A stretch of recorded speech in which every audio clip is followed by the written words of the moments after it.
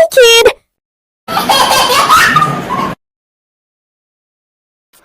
పోలిపాడ్యమి అనగా కార్తీక అమావాస్య మరుసటి రోజును పోలిపాడ్యమి అంటారు. ఈ రోజు నుంచి మార్గశిర మాసం ప్రారంభమవుతుంది. కార్తీక మాసంలో శివుడిని పూజిస్తే మార్గశిర మాసంలో విష్ణుమూర్తిని పూజిస్తారు.